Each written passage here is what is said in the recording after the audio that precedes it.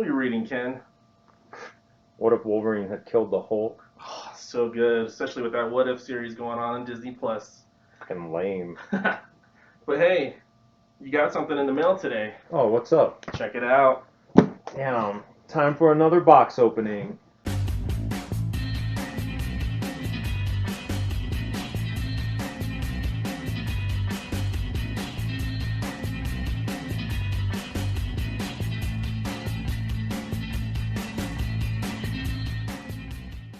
Got another box opening today, guys. Let's see what's in it. Oh, sweet. Oh, that's a nice knife. What is this? It's a Chris Reeves. Christopher Reeves? Like Superman? Yeah, Oh, but it's damn. not. But it's not Superman. Let's see what we got.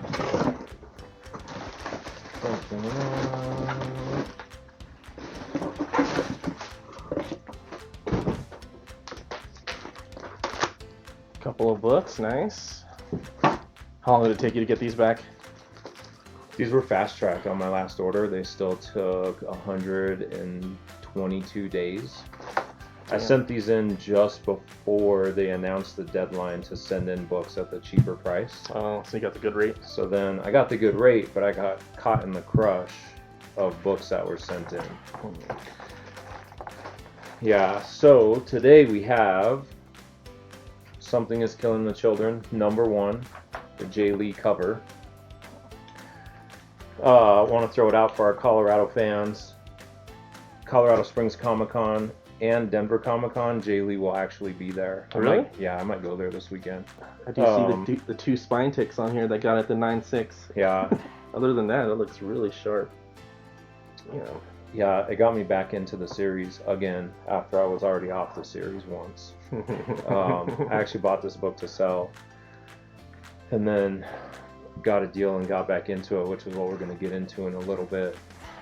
The other book that was in there, All New Captain America, #1, the Carlos Pacheco cover, I think is how you say his name. The design variant. This was one of the first solo series of Falcon as Captain America. Oh, when did this come out? 2015? Yeah, started jumping up with the series, obviously, in price. So that's a relatively new concept. I didn't realize that. I thought he... No, he was a black guy, man. They were letting him be Captain America it took Obama to be president before they let a black guy be Captain America outside of a What If comic. Yeah, I picked this book up. I think I got it for like $20 and looked up the prices on it. Total, just got it to flip, hoping that I could get a 9.6 or 9.8. Mm-hmm. And it goes for around 200 to 250. I think the last few sold were increasing in price from like 200, 225, 250 was the last one at the time of this filming. When I looked it up yesterday on August 15th, 2021, it was at 250. Mm-hmm. So it's not like a huge, like life-changing flip. It's not going to buy a giant-size X-Men. Right, but you paid 20. I paid 18 20, to grade. 18 to grade. That's divided by whatever you should ship. $2 to ship because I was getting a bunch of other in there. stuff graded. That went in with that whole Daredevil shipment I did of like 7 Daredevil books. So you're into it for like $40 to flip for 250. Right. Wow, that's pretty good. I mean, Yeah. that's pretty. It's going to pay for half of my next shipment to CGC. My wife was like, you should go buy something. I was like, this money is already spent. This doesn't exist. I know. Hasn't existed from the moment I sent it in. But I did want to talk about it today because as soon as I saw the 9.8 on it, I thought about keeping it. I really debated keeping this book. I wasn't even that into him as a character as Captain America. Right. I mean, it was cool. The whole cutscene with the "Don't call me Black Captain America" or Black Falcon. Mm-hmm. It was funny. I like the miniseries. I think it's cool. He's going to be in the next Cap movie. I just wasn't that into it. The character itself. Yeah. And so I bought the book to flip. Then I got a 9.8. Then I was like, oh man, this is pretty sweet. I should totally keep this in my collection. And then I thought about it and was like, this is the kind of stuff I'd need to flip. Right? I can't keep going this Money's wide. already spent. Right. Money's already spent. I can't keep going this wide with this book I'm gonna have to flip it, Right. right? And so that's where I was talking to Chris, and I was like, yeah, it reminded me of the phrase, "You have to kill your darlings," and you hadn't heard that before. I haven't. I heard, I don't remember where I first heard it, but I remember it was back when my dream was to be a writer when I grew up one day. Maybe someday when I still grow up, I will be. To kill your darlings. Kill your darlings. Okay.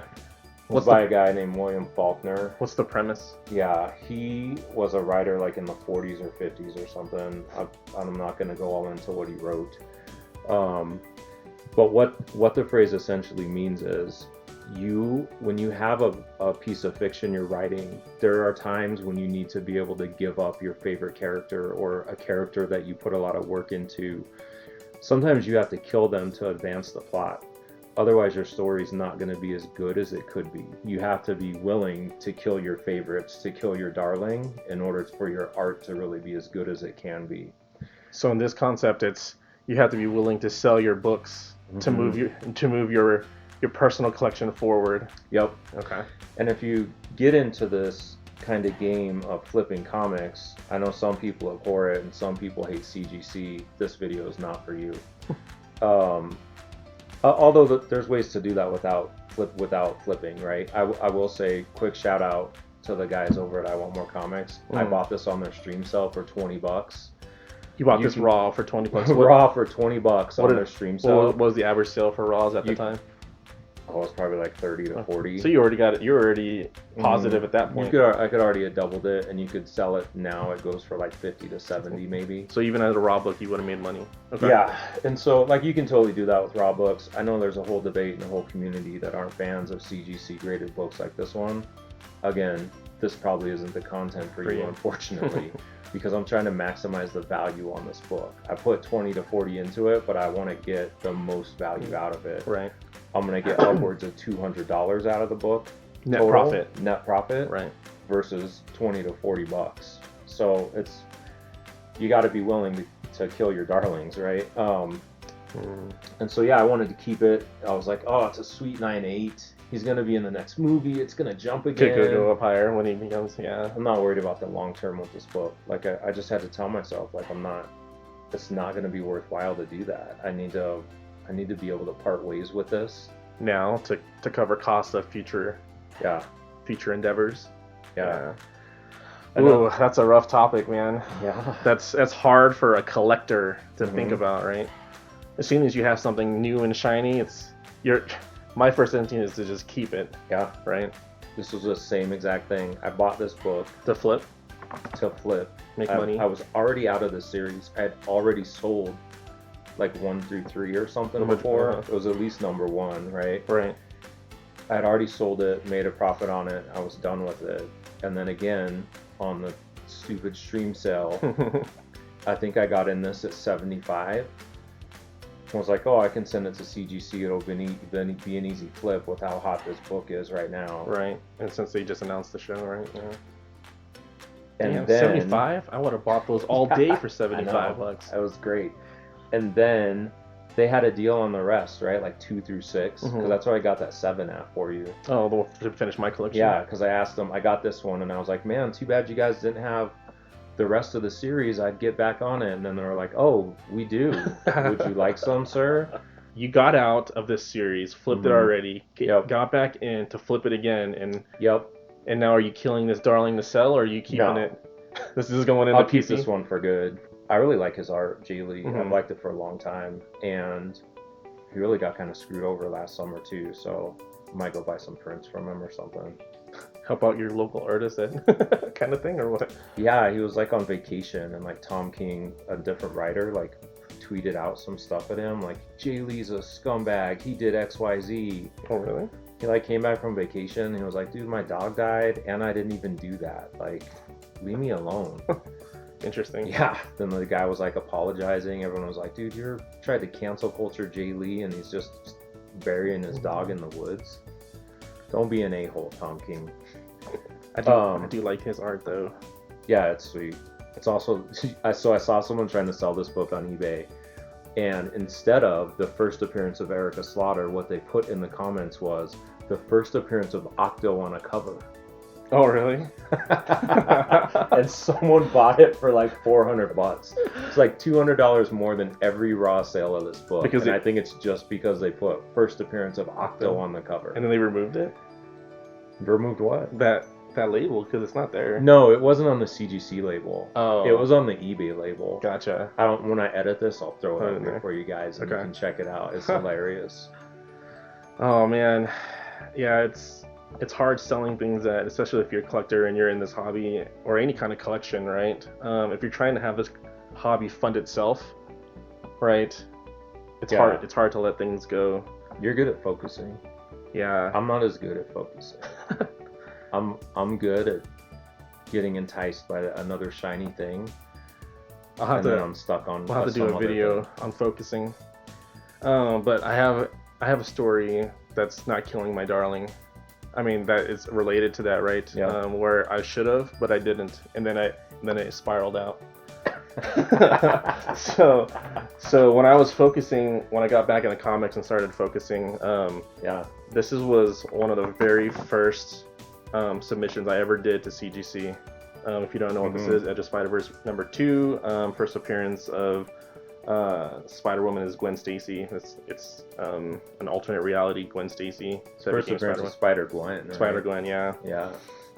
So when I started getting back into comic books, I was like, oh, I looked up this book and went through my whole collection and saw what was kind of going up in value.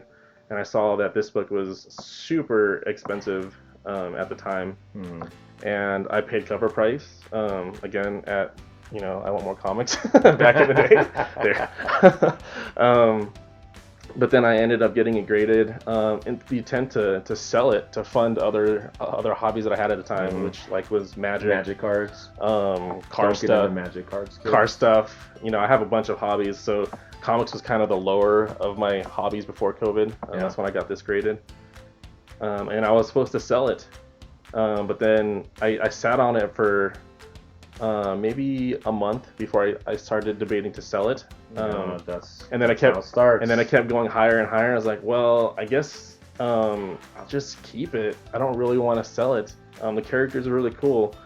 But then after that, it started spiraling because I wasn't really collecting any Spider-Man books. But after this, I started getting all of the important... You didn't buy all those spider keys until you bought this book? Yeah, until I got this graded.